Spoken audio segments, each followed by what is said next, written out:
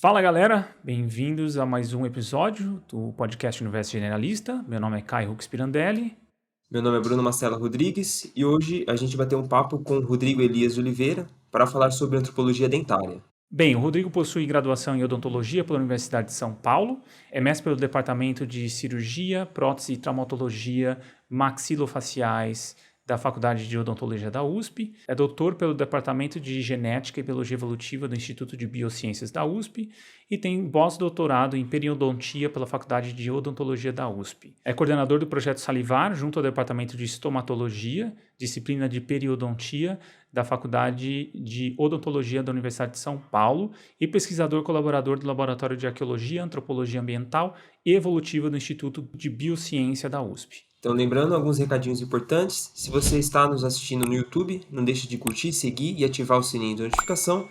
E se você nos ouve pelas plataformas de áudio, como Spotify, também não esquece de nos seguir por lá para receber as notificações dos novos episódios. Bom, é isso, pessoal. Fiquem com mais um episódio. Olá, Rodrigo. Obrigado por aceitar nosso convite e vir bater esse papo com a gente. Oi, Bruno. Oi, Caio. Olá, ouvintes. Acho que vai ser bacana a gente poder bater um papo, trocar um pouco de ideia aí sobre isso que eu venho praticando aí nos últimos anos. Legal, Rodrigo.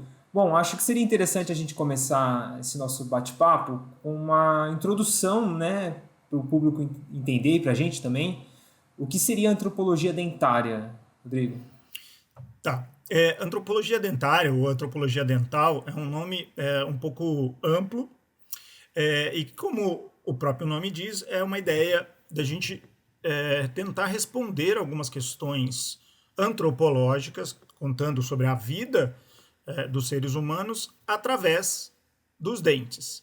Seja através da parte morfológica dos dentes, como esses dentes são formados, quais as características genéticas que a gente carrega nos nossos dentes, mas também de como ele é usado, como a dieta entra nessa história, como aspectos paralelos à dieta que nós utilizamos também os dentes, afinal de contas é o nosso alicate mais forte, né? As pessoas sabem muito bem quando eu vou abrir um salgadinho e por aí vai.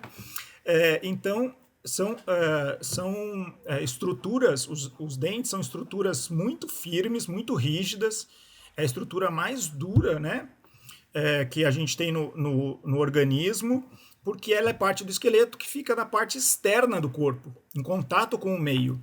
E isso faz com que ele também consiga gravar algumas informações, que eu acho que a gente vai conversar ao longo aí do nosso papo, e por isso a ideia de antropologia dental é tentar responder ideias mais gerais sobre a vida do ser humano através dos dentes e das estruturas ao redor do dente.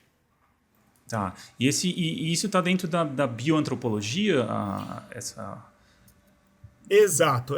Ela é um nome mais específico de uma das frentes da bioantropologia. A bioantropologia é também chamada de antropologia biológica, ou, para os norte-americanos, uma antropologia... para os europeus, uma antropologia física. Ela é o estudo de características humanas e de processos pelos quais o corpo humano passou, que deixam marcas, né, que deixam evidências no esqueleto. Então, a ideia é a gente pegar essa parte mais específica do esqueleto, que são os dentes e as estruturas ao redor dos dentes, os ossos ao redor dos dentes também fazem parte dessa análise, para que a gente consiga responder aí algumas perguntas. Tá. E aí a gente entra aqui, Rodrigo, numa área que eu sei, é uma pergunta bem curta, mas eu sei que a resposta vai ser bem grande, né? Porque tem várias ramificações disso, né? Mas eu acho que o que a saúde bucal de uma população antiga pode nos dizer? E aí acho que dentro disso tem o que a gente pode ver ainda da saúde bucal em um esqueleto, né? Eu acho que você como dentista sabe quando a gente abre a boca de alguém que está vivo, né, com a gengiva e tudo mais, a gente consegue analisar as coisas muito, muito rapidamente, visualmente. Mas o que deixa também dessas características da saúde bucal ficam nos ossos também. Né? Então, enfim, puder dar uma geral, assim, bem um resumão. Tá bom. Na verdade, eu acho que os dentes, né, e a antropologia dental, ela vem tentar responder o que a gente chama de qualidade de vida, né? Uma coisa mais genérica. Obviamente, ela não tem essa característica que nós da saúde utilizamos o termo saúde hoje cada vez mais expandido, né? Que ele vai além de um simples organismo funcionando direitinho, né? Entram algumas questões mais subjetivas na questão saúde. A bioantropologia, a antropologia dental, ela vai diretamente ao que o corpo mostra, né? E, obviamente, com uma limitação muito maior, né? Mas, ao mesmo tempo, é a forma com que a gente tem para acessar, uma das formas para acessar essa qualidade de vida que tem a ver com doenças que esse indivíduo teve ao longo da vida. A cárie não deixa de ser uma doença, mas outras doenças também deixam marcas nos dentes e nos ossos. A gente também tem como captar, como eu estava brincando há pouco, a questão de hábitos parafuncionais, quer dizer, a utilização da boca e dos dentes para coisas que são além de uma simples mastigação. Isso pode ser como uma ferramenta, como eu disse, mas também pode ser por hábitos parafuncionais, como a gente tem entre nós, que é o bruxismo, o ranger de dentes, também é um hábito parafuncional. Ele pode também marcar algumas lesões, traumas, que a gente pode inferir ou com atividades laborais, né, de trabalho, ou até mesmo com agressões físicas, de traumas intencionais, como guerras, lutas e rituais. Os dentes podem trazer também algumas questões culturais, como hoje algumas pessoas colocam uma pedrinha colorida nos dentes, achando que é super moderno, mas a gente tem isso por pelo menos 2000 anos espalhado pelo mundo inteiro. Acho que a América Central é bem famosa por isso. O lixar de dentes para deixar ele com características específicas, parecendo que em alguns casos eles chamam de dentes de piranha, mas também entre os povos de África que vieram trazidos como escravos para o Brasil, traziam marcas dentárias, diferenciando grupos étnicos entre eles. Então, é uma grande quantidade de coisas que a gente tem como acessar, por incrível que pareça, apenas olhando dente, mandíbula e maxila de um esqueleto humano. Legal. E pensando ainda nessa pergunta, Rodrigo, pensando em dieta especificamente, né? O que os dentes podem revelar mais? É a questão da cárie mesmo, com a introdução de alimentos mais refinados? Você poderia dar um... Porque é muito comum isso, pelo menos na nossa leitura mais básica, da população em geral, essa questão da Revolução Industrial, que começou a ter alterações de problemas dentários. Eu queria ver de um profissional da área se é isso mesmo, como que funciona esse processo. Com certeza, o aparecimento e a distribuição global de açúcar refinado, né, ele vai impactar muito no aparecimento de cáries. Então, cárie é um processo patológico, uma doença, que ela só ocorre se você tiver alguns fatores conjugados ao mesmo tempo, sendo o tempo um deles. Então, a presença de bactéria nesse dente, que são bactérias que nós carregamos na nossa microbiota bucal, mas que em alguns casos, como o Streptococcus mutans, que é a bactéria principal da cárie, ele é introduzido, a gente não nasce com essa bactéria. É a mãe compartilhando alimento com a criança, é o pai, alguma pessoa da comunidade mordendo, contaminando o alimento e passando para a criança, que acaba fazendo com que haja a contaminação dessa criança por essa bactéria específica. Então, essa é uma presença necessária para a criação de cárie em grupos de bactérias, né? O Streptococcus mutans é um deles, o mais famoso. mas a gente precisa necessariamente ter carboidrato solúvel. E aí é que entra o açúcar. Então, é óbvio que quando nós colocamos açúcar refinado, que vem normalmente de vegetais com alto índice de sacarose, obviamente, essa é a ideia, né? Mas a gente introduz uma quantidade muito maior de carboidrato disponível na boca do indivíduo. Mas isso não é tão novo assim, né? A gente pode jogar isso bem lá para trás. Então, quando a gente assume que na evolução humana nós passamos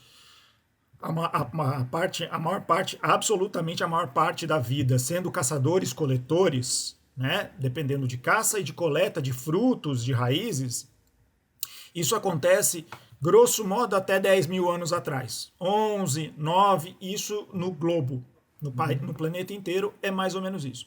Quando a gente começa a selecionar vegetais e a domesticar vegetais para plantar, obviamente a gente procura também alimentos e vegetais que tenham uma grande quantidade de energia, porque não faz sentido você gastar uma energia física enorme para produzir algo que não te dá retorno.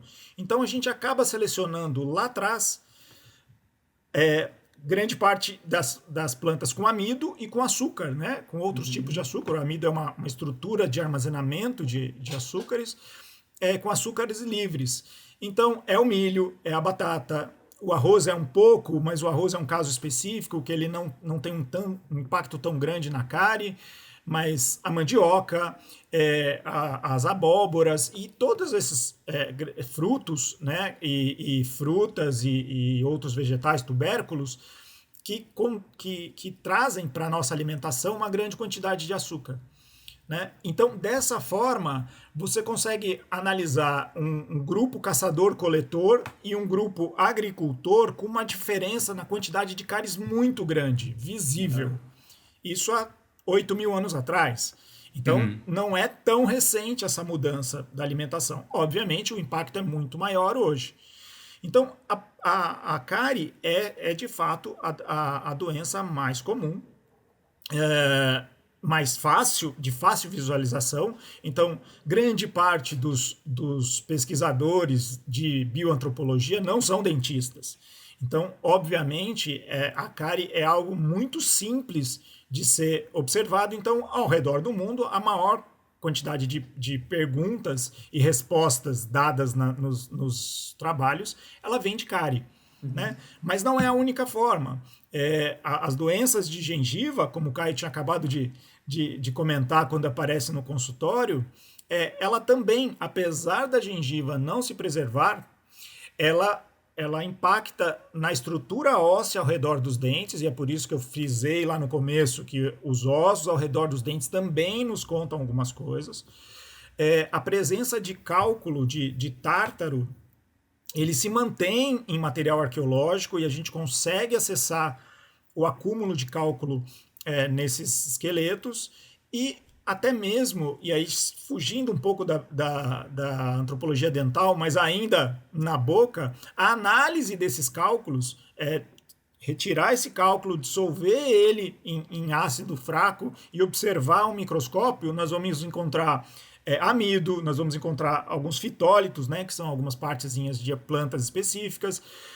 A gente consegue extrair DNA de plantas, de bactérias, até mesmo de carne, caso tenha sido aprisionada, carne, né, advinda de alimentação, caso tenha sido aprisionada no cálculo. Então, a gente tem outras doenças que a gente consegue observar nos dentes.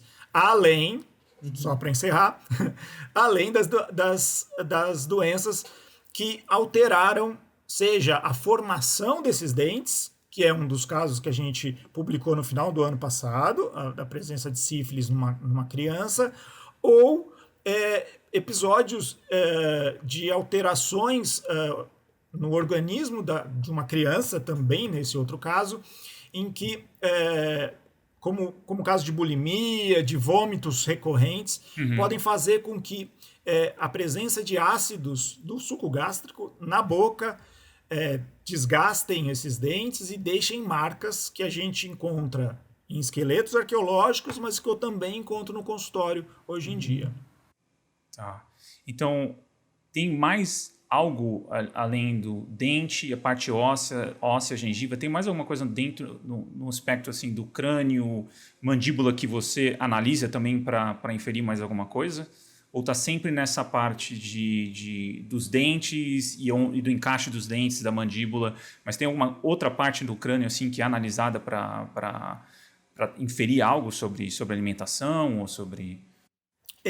Bom, na verdade, eu estou levando mais para dentes e mandíbulas porque a gente está puxando o assunto para antropologia dental. Tá. Mas é óbvio que o próprio crânio e o esqueleto, né, o que a gente chama de pós-crânio, mas o esqueleto completo, ele carrega várias informações sobre isso. Então, carrega informações sobre episódios de anemia, episódios de parasitoses, interrupções no crescimento, doenças infecciosas, como a sífilis, por exemplo, ou como algumas...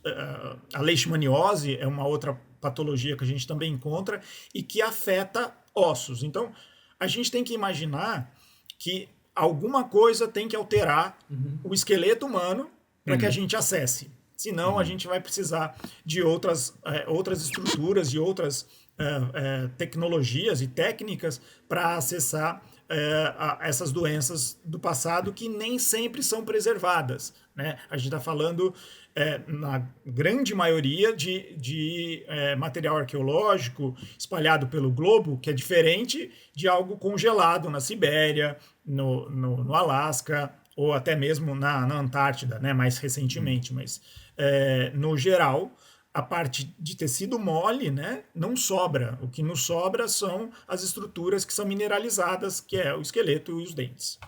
Tá. E uma dúvida, uma curiosidade que eu sempre quis matar essa dúvida também, essa curiosidade, é a parte de oclusão, de problema de oclusão, que é isso é algo que você vê nos outros crânios de outras civilizações ou outras etnias ou populações, ou é algo realmente do mundo moderno? Porque eu já ouvi falar que essa falta de tração, a falta de mastigação, que tem a ver muito com processados, ultraprocessados, isso é recorrente também nessas outras populações estudadas? Então, vamos lá. Já tinha disfunção temporomandibular lá? Então, aí tem o dentista e tem o bioantropólogo conversando e às vezes discutindo sobre o assunto, né? Na verdade, a gente tem tudo o tempo inteiro, tá? Então, num sítio que a gente está acostumado a trabalhar em Minas Gerais, eu entrei no laboratório do professor Walter Neves em 2006, e é onde eu começo nessa carreira de bioantropologia. Ele já trabalhava com Lapa do Santo, que é algo que vale a pena o pessoal aí dar uma pesquisada na internet. A gente tem um site muito bonito, completo do nosso trabalho lá. E de lá para cá, a gente continua trabalhando na Lapa do Santo. A Lapa do Santo tem um caso de 8.000 e alguma coisa, que eu não me recordo exatamente a data, né, a quantidade de anos exata, mas eu estou falando de 8.000 anos atrás, em que há um indivíduo com os dois caninos aprisionados na parte alta da maxila. Então, os caninos não desceram como deveria descer, e esse indivíduo ficou sem os dentes lá. Então, esse é um caso, e existem inúmeros casos na literatura. O que acontece é que, ainda que haja esses casos pontuais de aprisionamento de dentes, você olha nesse caso mesmo, que ele é bastante didático, porque eu utilizo ele em aulas, você encontra um alinhamento dos dentes que sobraram, né, que parece o que a gente fez durante alguns anos, até pelo menos 10 anos atrás, em que os dentistas tiravam os pré-molares para colocar aparelho. Então, as pessoas mais velhas, aí, de mais de 30 anos, que passaram por dentista na juventude, talvez perderam um desses dentes, os pré-molares, para alinhar. E o caso desse indivíduo, ele perdeu, entre aspas, os caninos, porque estão aprisionados mais altos, mas os dentes estão alinhados. E por que estão alinhados? Estão alinhados, aí a gente volta naquele assunto que você comentou. Porque, na verdade, os dentes, eles são estruturas bastante estáveis. Então, uma vez que o seu dente foi desenhado para você e ele começou a se desenvolver, ele vai ter um formato e ele vai ter um tamanho, independentemente se você tem uma alimentação assim ou assado, a não ser que você tenha um problema muito sério e isso seja interrompido a geração, mas se ele for formado, ele vai ter um tamanho correto. Os ossos não. Os ossos ampliam ou diminuem conforme a sua alimentação. Né? Você fica maior, menor, né? Mais ou menos isso. Tem trabalhos dizendo que a gente deve chegar sempre no máximo, não tem muito jeito. Mas, enfim, tem um impacto muito maior nesse formato dos ossos, porque os ossos são plásticos, né? Então, a gente brinca que a cada 10 anos a gente troca o nosso esqueleto. Então, enquanto nós estamos conversando aqui, uma parte do nosso esqueleto está sendo reabsorvido, está sendo desgastado e formado, né, formado de novo.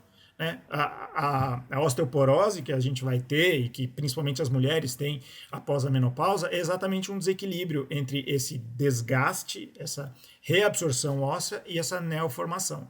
Então, como o osso é plástico, se a gente mastiga, se a gente coloca ele em função, músculo puxa para cá, dente errante para lá, faz com que ele tenha um crescimento. Ao ter esse crescimento, esses dentes têm espaço para se encaixar. Se você não desenvolve essa musculatura, se não desenvolve essa parte óssea, aquele dente que vai ficar grande, que deveria caber numa boca, vamos chutar, vai, de 10 centímetros, não é isso, obviamente, mas de 10 centímetros, numa boca de 6 centímetros ele vai ficar todo apinhado, ficar todo encavalado. É mais ou menos o que a gente está passando, né, com essa mudança muito brusca no pré-preparo da alimentação. E não precisa ser só processado. Vamos imaginar também que quando a gente cozinha muito, quando a gente faz os malabarismos gastronômicos que a gente faz, a gente está tirando esse trabalho que a gente tem do aparelho mastigatório e isso, obviamente, para um adulto não vai fazer tanta diferença, mas para uma criança que está em fase de desenvolvimento pode impactar. Sim. Entendi. Então, eu poderia dizer que assim, a cárie é uma coisa que é praticamente não universal, né? Porque caçador e coletor tem bem menos, né? Mas bem também menos, tem. Mas tem, né? Mas a parte de oclusão realmente é uma coisa que tem a ver com um estilo de vida muito específico, né? Um modo de vida, vamos dizer assim, uma cultura muito específica, né? Vamos colocar a mesma coisa, mas de uma forma mais elegante, digamos assim. Tá. Que ela é mais impactada pelos gestos atuais, pela cultura atual, do que a cárie. A cárie, ela tem, ao contrário, ela tem um impacto negativo, porque a gente tem uma higiene aplicada e que, ao ter essa higiene, hoje a gente pode consumir uma quantidade muito maior de açúcares do que antigamente não ter a cárie presente. Então a gente tem a higiene aplicada e ainda mais, algo mais recente, principalmente nas cidades, que é a fluoretação da água, que fez uma mudança absurda na população nos últimos anos, né? Em São Paulo, isso começa lá no começo da década de 1980 e isso no consultório você vê uma diferença gritante entre quem nasce até 1980 e quem vem depois, né? Na cidade de São Paulo. Então isso é visível. Então ela também é impactada, né? A cárie também é impactada. É que nesse caso normalmente ela é impactada favoravelmente. Isso dentro dos grandes centros, com recurso, né? Não estamos falando de lugares afastados, porque aí é exatamente o contrário. É só o efeito negativo de uma alimentação ruim, mal programada, mal processada, e que aí só o impacto negativo sobra para essas populações mesmo. Legal. Ainda por curiosidade, Rodrigo, pensando num outro extremo, né? Populações que ingerem basicamente carnes, por exemplo, os inuits, tem alguns estudos com esses povos em relação à parte de arcada dentária ou de cárie mesmo, bem baixo? Tem o o esperado, né? A quantidade muito baixa, porque você não tendo fonte de carboidrato, então se ele de fato não tiver fonte de carboidrato, ele não tem origem, né? Não tem uma das matérias básicas para a geração de cárie. Então, o que acontece é que ninguém consegue ser exclusivamente carnívoro, né? O ser humano, ele não desenvolveu para ser carnívoro, né? O animal é onívoro por princípio, né? Então, eles precisam, de alguma forma, ter acesso a a outra fonte de carboidrato, e aí isso vai impactar de forma muito mais sutil do que em nós, que temos uma dieta com uma quantidade de carboidrato muito maior. Tá. Rodrigo, aproveitando, eu como fisioterapeuta e clínico, eu queria entender para você como que foi esse processo, né, de você ser um clínico e estar indo para a área da antropologia, o quanto isso ajudou em alguns aspectos, teve algum impacto positivo de você ter esse olhar clínico para estar dentro da bioantropologia e alguns estudos específicos? É evidente, né? Eu acho que na verdade, quando a gente estuda, né, uma área da saúde, a gente começa com algumas coisas básicas, né? E essas coisas básicas, essas carreiras básicas, né? A anatomia, a fisiologia, a patologia, todas elas, elas agem hoje e agiam antes, né? Então, não tem muita diferença. Como a gente está conversando aqui, as doenças que nós temos hoje e o desenvolvimento dessas patologias, elas vêm nos acompanhando há muitos anos, né? É lógico que a bioantropologia, né, e a paleopatologia, que é o que estuda as doenças no passado, elas pegam muito mais coisa do presente para a gente conseguir entender o passado. É óbvio que é uma rota muito mais lógica, mas isso não significa que a gente não consiga trazer coisas do passado para os dias de hoje. Então, como eu era clínico e continuo sendo clínico, na verdade eu continuo sendo dentista, eu vivo do consultório, né? O consultório é quem paga as minhas contas, a bioantropologia só gasta o meu dinheiro, mas a felicidade é assim. Então, tem gente que gasta dinheiro com algumas coisas, eu gasto com isso, não tem jeito.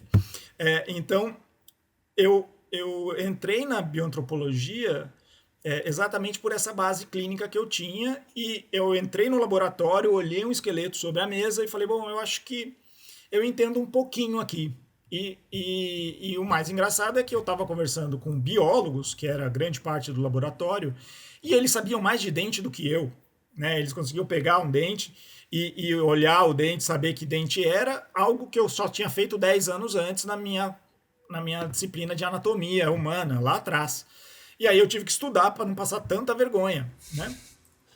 Mas o que foi acontecendo é que com o desenvolvimento da carreira de arqueólogo, né, de bioantropólogo, eu comecei a trazer muito dessa minha carreira básica, né, dessa compreensão que a nossa carreira, que a nossa formação básica, mas que também o consultório nos dá sobre processos, né? Então, doenças, como a gente está conversando, elas são processos, elas não acontecem num estalar de dedos, não é um trauma, né? Então, o fato dela ser processos, a gente precisa entender como funciona esse organismo em processo. E é óbvio que para quem teve isso na sua formação profissional, é muito mais simples do que quem tem que estudar tudo do começo, né? Então, eu trago muita coisa para a bioantropologia. Mas, ao mesmo tempo, o que mais me fascina é exatamente essa conversa entre o hoje e o ontem, né? Então, nos dois casos desses artigos que eu cheguei a comentar com vocês, que são recentes, um de 2022 e outro de 2020, que são de crianças, uma coincidência, mas são duas crianças, com doenças que eu encontro no consultório, com doenças que eu encontro na clínica onde eu fiz meu pós-doutorado na faculdade de odontologia. E eu procuro sempre conversar, também nos artigos, para que a gente consiga acessar esses dois públicos, para que os dois públicos entendam que essas coisas, elas necessariamente se conversam. Então não é só um dentista ficar estudando só o que saiu na revista de hoje e o que acontece hoje no consultório, e não é só um bioantropólogo ficar olhando só esqueletos, né, e descrevendo esqueletos, porque senão a gente não avança. Então é cruzar essas coisas, porque elas ficam mais palpáveis e elas ficam mais lógicas para compreensão e, obviamente, para um futuro diagnóstico de quem quer que seja. Então, quem lê um artigo, quando for olhar um outro trabalho, seja um caso clínico, seja um caso de arqueológico, ele vai ter essa fusão de funções, essa fusão de conhecimentos, que eu acho que universidade, por princípio, é a união, né, de algumas escolas no mesmo espaço. Tá certo que a gente sabe que a universidade às vezes não conversa muito bem porta a porta, mas ela foi criada para isso. Nós criamos, né, áreas gigantes com prédios um do lado do outro exatamente para ter essa conversa. Então, acho que está mais do que na hora da gente colocar isso em prática, né? Sim, com certeza. Com certeza. E, Rodrigo, agora a gente está falando bastante da análise e tudo mais, né? E agora eu queria passar um pouco para a sua tese de doutorado, porque acho que dá uma ideia da magnitude do que a gente pode inferir e que tipo de história a gente pode contar através dos ossos também, e, enfim, em diálogo com outras áreas também, né? Então eu queria que você falasse um pouquinho sobre isso, né? Essa compreensão não só de movimentos populacionais, mas de dieta e de realidades sociais. Como você fez no seu estudo de doutorado isso, né? Eu acho que conta uma história muito legal e começa a dar uma ideia mais clara do que é possível fazer através desses estudos. Então, se puder dar um resumo para a gente do que você estudou no doutorado, legal. Acho que é bem legal. No meu doutorado, eu fui ao deserto do Atacama, no norte do Chile, estudar os crânios que estão albergados no museu de São Pedro do Atacama. E por que diabos eu fui até lá? Né? Porque o São Pedro do Atacama é um lugar bastante peculiar. Primeiro porque a gente está num deserto, porque é um deserto salgado e porque é um deserto em altitude. Então, tudo que faz com que a preservação da matéria orgânica seja muito boa. Então, há uma grande quantidade de múmias encontradas naturalmente nesse lugar. Mas eu não fui estudar múmias, porque para mim múmias é pior. É mais difícil acessar dente de múmias do que de esqueleto sem tecido mole. Então eu fui estudar a quantidade de crânios humanos, que é enorme nesse museu. Eles têm no banco de dados cerca de 4.000 esqueletos, crânios principalmente, esqueletos nem tanto, porque a parte pós-crânio não está muito bem preservada, mas a quantidade de crânios é enorme. A profundidade, né, temporal que a gente tem, eu tenho crânios lá que eu analisei de até 200, 300 anos antes de Cristo, e eu tenho até o contato, né, até 1500, 1540. A ideia que eu tive estudando as doenças bucais, né, dentárias principalmente, mas eu gosto de falar bucais pelo que eu já falei aqui, da questão óssea, para entender, obviamente, dieta. Mas essa dieta, ela também tem uma conexão com qualidade de vida, que também tem conexão com presença ao longo desse longo período, né, que eu estudei, presença de um império no lugar. Então, como eu estudei aí quase 2.000 anos de história do lugar, eu tenho um período em que não há a presença de um império na região, apenas comunidades locais. Aí tem a presença de um grande império que chama-se Tiahuanaco, que é mais ao norte do deserto, que ele vem do altiplano boliviano e desce e se expande por toda aquela região durante um grande período, alguns séculos, aí esse grande império sai ou desaparece ou se desmantela, eu volto a ter comunidades apenas locais e depois eu tenho os Incas nos últimos 100 anos. Então eu tenho 4 períodos distintos em que eu vou analisar pela quantidade de cáries, pela quantidade de tártaro, pelas doenças nos dentes, a quantidade de proteína que esses indivíduos estavam se alimentando e a variedade de alimentação que esses indivíduos estavam se alimentando, para tentar entender como essas rotas de comércio durante esses períodos traziam variedade de alimentação para essas pessoas e, consequentemente, de posturas desses grandes impérios com essas regiões distantes, né? Tanto o Tiahuanaco quanto os Incas, a origem deles é bastante distante do lugar. Então a gente está falando de algo periférico ao império. Então o que eu consigo, pelo menos, inferir, vamos colocar assim, né, é como esses impérios tratavam essas regiões mais distantes. Então, o meu doutorado foi exatamente para mostrar, além disso, obviamente, a presença, como eu estava falando, de traumas violentos, a presença de guerras ou de embates, também poderia nos contar um pouco sobre como esses grandes grupos dominam essas regiões, como eles reagem aos grupos mais distantes.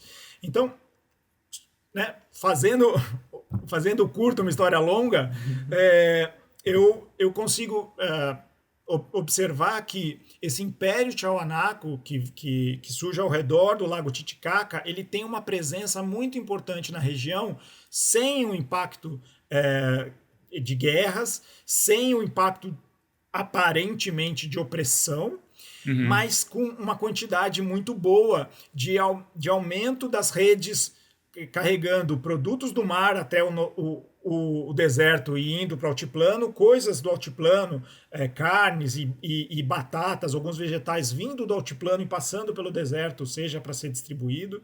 Então, é uma presença de um império que, ao contrário do que as pessoas imaginam, que sempre o império, quando chega num lugar, arrebenta com tudo e começa tudo do zero, não é assim que parece que aconteceu em São Pedro, né? E depois, quando eles vão embora, quando ele se desmantela, há uma queda na qualidade de vida dessa população. Eles voltam a depender muito do milho, que é algo com grande quantidade calórica, mas com baixa proteína, com baixa qualidade nutricional, digamos assim. E a gente vê isso também no crescimento das pessoas. Você vê um crescimento maior entre os homens e até mesmo entre as mulheres durante um período e não vê depois. Isso observando fêmures e braços dessas pessoas. Então, juntando essas informações que, apesar de não ter nada escrito, a gente começa a juntar informações até que alguém venha desmentir a gente. Com outra. Sim, funciona. E teve algum impacto com os Incas, assim, observável com a chegada dos Incas, ou não mudou muita coisa? Então, o meu problema com os Incas é que eu tinha apenas um sítio com quantidade de esqueletos suficiente para estudar. E que não era exatamente em São Pedro, ele era um pouco deslocado.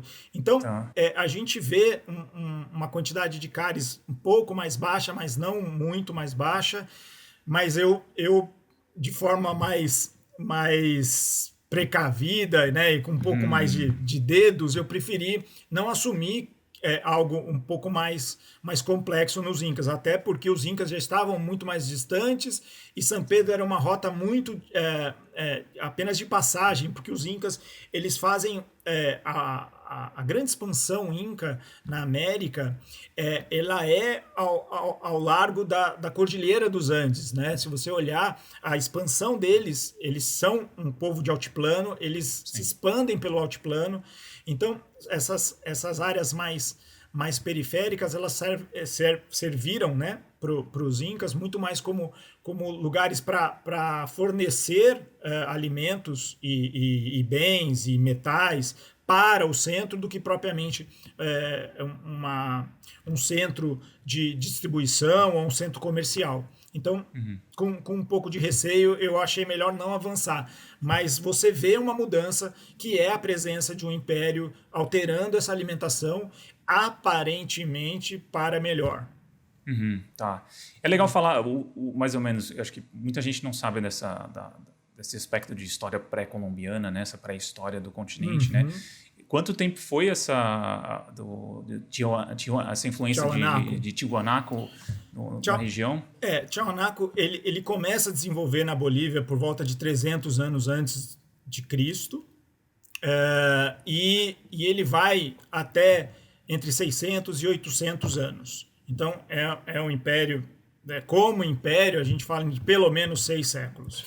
Né? Então, é algo bastante largo, muito maior do que os Incas. Né? A gente está acostumado a ouvir os Incas porque foi o grupo que os europeus encontraram quando chegaram aqui, mas os Incas é um grupo que já vinha sobrepondo sobre outros grupos peruanos. Os Incas têm 100 e poucos anos apenas, né, de império, apesar de ser o maior império das Américas de todos os tempos, mas o período é curto. Sim. Inclusive da civilização Tiwanaku tem questões técnicas de corte de pedra e tudo mais que enfim, exige um acúmulo de saberes e de período muito grande, né? Porque exatamente. Realmente até hoje a gente não tem ideia de como foram feitos alguns cortes, porque a precisão é uma coisa impressionante, né? E a gente tem essa ideia um pouco, às vezes... Enfim, é fácil a nossa mente construir assim, né? Uma coisa meio do menor para o maior, uma coisa que seja linear, vamos dizer assim, né? E a gente vê que as histórias de civilizações, de continentes, eles nunca são assim e que... Enfim, a gente podia ter uma coisa muito avançada em termos de civilização antes dos Incas e muito maior e economicamente muito mais desenvolvido, eu acho que aparenta ser, do que os próprios Incas, né? Então é muito interessante essas histórias. É isso aí. Rodrigo, acho que seria legal, já que você falou da sua parte do estudo de doutorado, você falar um pouquinho do seu trabalho na Lapa do Santo, em Lagoa Santa, se ajudou nesse processo também de entendimento da povoação sul-americana, os caçadores-coletores, como que foi? Eu entrei, como eu falei, no laboratório e o laboratório já estava no Laboratório de Estudos Evolutivos Humanos, que era chefiado pelo professor Walter Neves até a sua aposentadoria. Ele já tinha um projeto em andamento desde 2001, eu entrei desde 2000, na Lapa do Santo desde 2001, e eu entrei em 2006 e sempre fui escavar, trabalhar lá e nos outros sítios desse grande projeto. E a questão, obviamente, o Walter era alguém que ficou conhecido, né, nacionalmente e mundialmente, exatamente estudando esse povoamento da América, essas questões de quem chegou, como chegou, quem estava aqui, que foi sobreposto ou não. Então essa era a grande questão dele. Eu sou alguém da saúde, né? Então isso me impacta menos, né? A questão de quem chegou primeiro, segundo, obviamente é uma questão presente. A gente tem trabalho nosso mais recente, de 2018, eu acho que vocês devem ter conversado com o Strauss sobre isso, sobre a genética, o laboratório de genética que a gente está fazendo no nosso laboratório, mas a minha questão pessoal é tentar entender como essas pessoas viviam. Então, essa questão de qualidade de vida que eu falo sempre, isso para mim me atrai mais a atenção do que o simples povoamento das Américas. E eu acho que o povoamento das Américas, principalmente agora, com a questão genética entrando, ele vai se afunilando cada vez mais e vai deixando cada vez menos questão aberta, né, para ficar discutindo. Né? Acho que as conversas até que vocês devem ter tido com o Walter e com o André devem ter casado em alguns pontos, descasado, né, divorciado. O Walter não é muito fã, Exato. O Walter não é muito fã da parte Exato. Então, mas isso é esperado, né? Eu acho que não existe uma panaceia, não existe algo que responda a tudo. Eu acho que essas disputas, às vezes, de mercado, vamos colocar assim, elas são... eu entendo, afinal de contas, cada um está defendendo o seu ganha-pão, mas eu acho ela pouco necessária, né? Eu acho que a gente caminha junto. Em algumas situações a gente não consegue extrair material genético e biomolecular para estudar. Então, a gente não pode abandonar o que a gente sempre estudou antes que a genética aparecesse. E, ao mesmo tempo, a gente não pode ignorar o surgimento da genética pelo simples fato do que o que a gente já vinha fazendo funciona. Porque ela funciona até... há uma limitação, como em qualquer técnica. E seria também pouco inteligente se a gente se limitasse. Então, acho que a questão é a gente conectar as coisas. E ciência, ela funciona com um sobrepondo o outro ou um juntando o outro. Isso não é só ciência. Vou até voltar ao que o Caio estava falando, da questão dos Incas. Os Incas realmente são um império, uma população fantástica que aparece nas Américas. E grande parte desse conhecimento não surge com eles. Eles vêm sendo carregados e passados adiante por todas as outras populações prévias. E assim a gente caminha. Né? Porque se a gente tivesse que ficar inventando a roda toda vez que a gente surge um novo grupo, a gente estava no mesmo lugar há trocentos anos. Né? Então, eu acho que a questão da população, do povoamento da América, como você estava me falando, ela já foi utilizada quando não se tinha a genética. Até mesmo os dentes foram utilizados para a gente tentar entender a entrada dos ameríndios e a presença dos ameríndios hoje, como eles entraram aqui, né, lá pela década de 1970, 1980, Turner, Greenberg e outros pesquisadores uniram até em 1986, se não me engano, tem um trabalho do Greenberg, do Turner e de mais um autor que agora me falha, em que ele une a linguagem, ele une os dentes para tentar entender, estudando as linguagens, as línguas que a gente tem na América, estudando o formato dos dentes, para tentar entender como eles entraram aqui. Então, o formato dos dentes, algumas peculiaridades de grupos que tem um primeiro molar de um jeito e o outro grupo tem um primeiro molar de outro, era a ferramenta que se tinha para se acessar a parte genética desse grupo. Depois vem o grupo, né, que começa a estudar as craniometrias e o povoamento da América, que é onde entra o grupo que o Walter faz parte. Né? E que nada mais uma forma de você acessar a genética sem ter a genética. Muito bem, mas aí você tem a genética. Se você tem a genética e tem como extrair o material, não tem por que você voltar para o esqueleto. Se você tem o esqueleto e não consegue extrair esse DNA, esse material biomolecular, é óbvio que você tem que estudar a técnica tradicional. Então, a gente não pode jogar para fora nenhuma dessas técnicas. Né? Então, acho que é um acumular. Assim caminha a humanidade, como diria. Legal. E tem tido um grande avanço na sua área, especificamente nessa parte de tecnologia, Rodrigo? Ou está meio que estabelecido, está uma coisa meio que estável, não tem muito mais o que se desenvolver em termos de técnica e tecnologia? Na área dentária mesmo. Na área dentária. Na verdade, a gente vai entrar na mesma brincadeira da genética e da morfologia, tanto dentária quanto craniana. O que a gente está começando a assumir e a incorporar nesses estudos de dieta, principalmente, são as análises de isótopos estáveis, algumas moléculas que são aprisionadas nos dentes, nos ossos, e que a gente consegue inferir um pouco sobre alimentação, um pouco sobre migração, um pouco sobre origem desses grupos. A gente está aumentando, melhorando as técnicas para extração de DNA, mas não só de DNA, também de proteína, para tentar entender doenças, para tentar entender dieta, que a gente pode extrair dos ossos, dos dentes, do cálculo.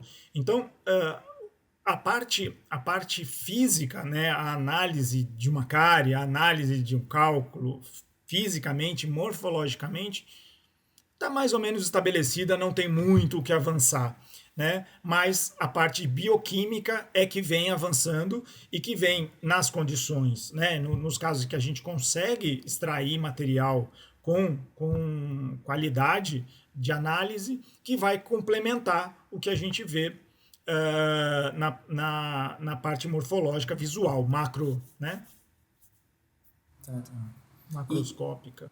E pensando no futuro, Rodrigo, tem alguma linha de pesquisa, tanto do laboratório que você faz parte, ou alguma linha de pesquisa mundial que vem trazendo algum olhar diferente, algum olhar novo nessa parte de antropologia dentária?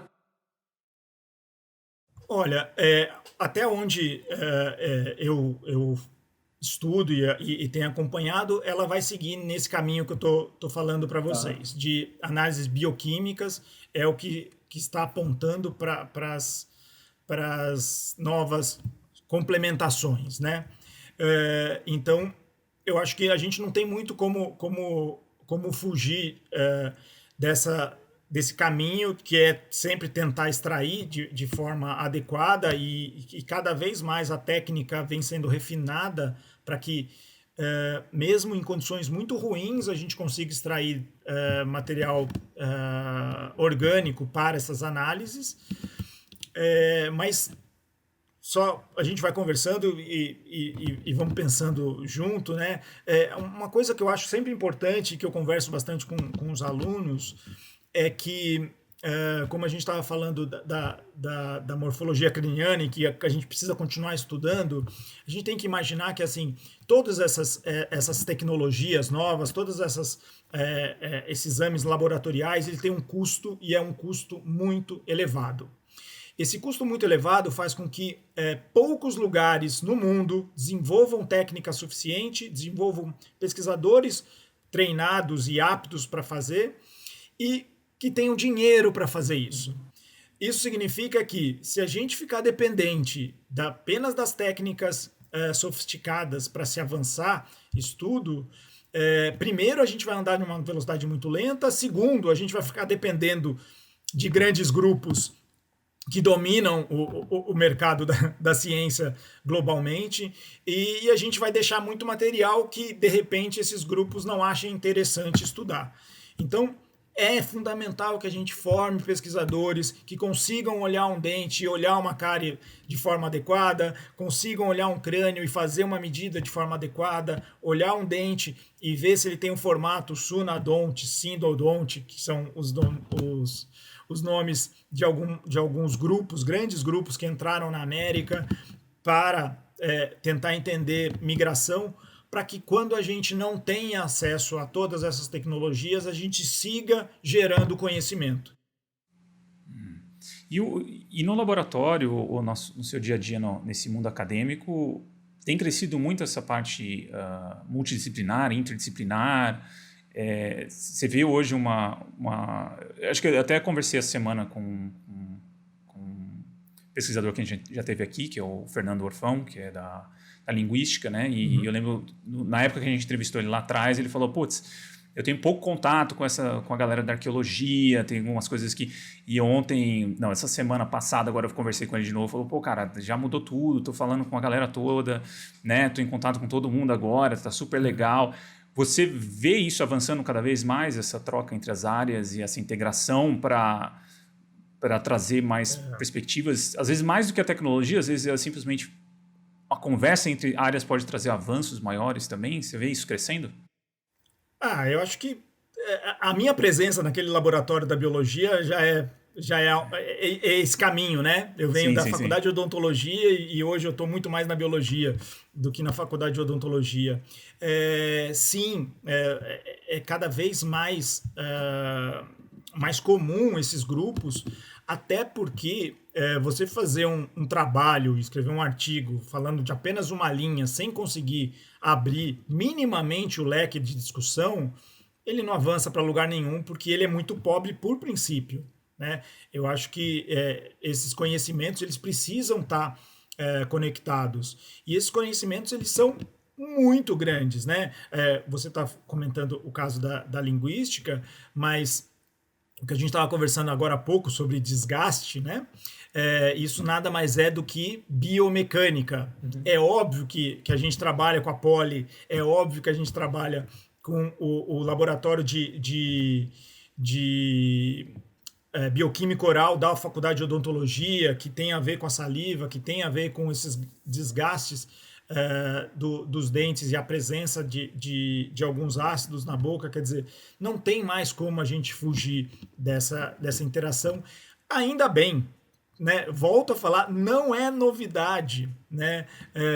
Charles Darwin não era alguém que entendia sobre um assunto, né? Todos os grandes pesquisadores, Wallace, Darwin e todos os outros naturalistas eram chamados de naturalistas exatamente porque entendiam de uma quantidade enorme de assuntos, de geologia, de geografia, de biologia, né? Acho que outro caso também, já que a gente estava falando de laboratório, o próprio André Strauss, hoje ele é professor de arqueologia, mas ele é formado em geologia, né?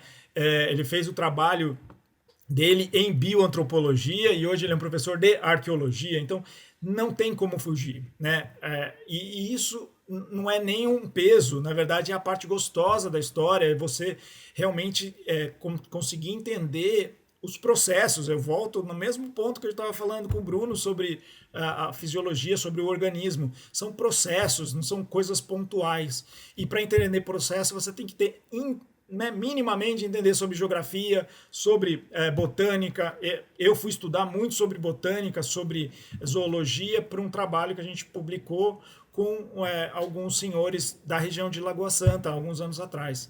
Então, não dá para fugir. Uhum. Legal.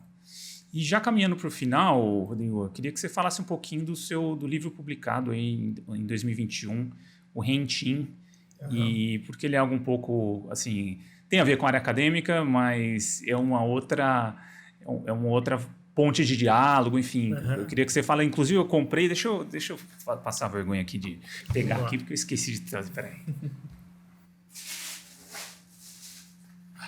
Aqui, ó. Joia. Depois eu pego e assino para você. Massa, boa. Então conta pra gente um pouquinho sobre esse livro. São essas coisas que a gente não consegue muito explicar, não, né? Porque eu tenho um tio, né? Eu tinha um tio, ele falecido, que é escritor infantil, tem mais de 150 livros publicados, e eu nunca imaginei entrar nessa seara, porque na família isso é a parte dele e ninguém mexe. Mas de repente eu achei que faria sentido fazer um trabalho de divulgação científica. Eu acho que isso é importante a gente pensar esse livro, apesar de ser um livro infantil e a gente achar que divulgação científica é para adulto. Eu acho que não. Eu acho que a gente tem que começar a falar disso mais abertamente desde cedo, porque são as curiosidades, né? São essas coisas que fazem o cientista de amanhã. E eu acho a parte mais bacana é que eu nunca quis ser arqueólogo, eu nunca sonhei em ser arqueólogo, não achava a menor graça, eu era péssimo aluno em história. Mas a vida foi levando, as coisas foram... Eu fui entrando em contato com essa disciplina e acabei me encantando. Então, a ideia de criar esse livro era exatamente apresentar para uma moçada muito mais nova, mas também para os pais dessa moçada muito mais nova, porque o que não falta nesse país é a gente misturando arqueólogo e paleontólogo, né? Perguntando, você estuda... você é arqueólogo? Então você estuda dinossauros? Não. Então, eu acho que era uma forma de começar a brincar, e foi uma coisa muito bacana, porque eu fiz um texto e aí eu fui atrás da ilustradora, a ilustradora nunca tinha trabalhado com isso, não sabia nada, eu passei material para ela, também foi um processo de aprendizado para ela, obviamente a gente foi criando e foi fazendo ajustes, né? A Natália é fantástica, uma garota impressionante, realmente foi uma coisa muito bacana cruzar com ela intencionalmente. Eu fui atrás de alguém e cruzei a Natália. Então eu acho que esse livro foi uma brincadeira aí que eu comecei e que virou coisa séria, né? Acho que ficou bonitinho. Eu tenho bastante orgulho desse trabalho. Foi algo que eu topei fazer sozinho no primeiro momento, e hoje ele está na mão da Telos, mas eu entreguei o livro praticamente pronto para ela. Eu já tinha feito o livro, né? Então foi um processo muito bacana. Vamos ver se sai aí uma continuação, porque a origem era fazer uma série. Eu queria fazer sobre os Incas, sobre toda a América do Sul, né? Mas, como vocês devem imaginar, isso leva trabalho, tempo, dinheiro. Então, vamos esperar, né? Vamos com calma. Legal. Vou deixar o link para quem quiser dar uma olhada no livro também e comprar o livro. Deixar link também das publicações do Rodrigo e do laboratório também, deixar tudo na descrição do episódio aí. E eu acho que é isso, Rodrigo. Acho que muito bom. Conseguimos, né? Já pensou que não ia dar para conseguimos explorar praticamente todos os tópicos que a gente tinha listado aqui. E queria agradecer novamente aí pela disponibilidade e bater esse papo com a gente. Não, eu que agradeço o convite, foi muito bom. É sempre bacana conversar com as pessoas, para que as pessoas vejam também outras histórias, né? Eu acho que a gente não é exemplo para nada, eu acho que a gente é simplesmente mais uma história para as pessoas tentarem encaixar alguma coisa do que a gente fala aí na vida de cada um. Então foi bacana, muito obrigado pelo convite, espero que vocês curtam, e se precisar também, acho que o Caio e o Bruno colocam aí meu e-mail, uma forma de contato, e a gente conversa muito mais adiante. E vá conhecer o laboratório, vocês dois estão convidados, e todos que queiram, tem aí uma forma de conhecer o laboratório, de ver o que se faz no Brasil, de forma bastante responsável e impactante na arqueologia mundial. A gente leva a sério e é bem reconhecido por isso. Legal. Excelente, Rodrigo. Obrigado, hein? Falou, galera. Fica por aqui. Até a próxima. Tchau, tchau. Valeu, pessoal. Tchau, tchau. Obrigado por ouvir esse episódio até o final. Se você gosta do nosso trabalho, não deixe de contribuir financeiramente com ele através do nosso Apoia-se. Você encontra o link na descrição do episódio. Tornando-se apoiador, você saberá de antemão quem são os nossos próximos entrevistados e poderá enviar suas perguntas, além de poder sugerir temas e pessoas para entrevistarmos.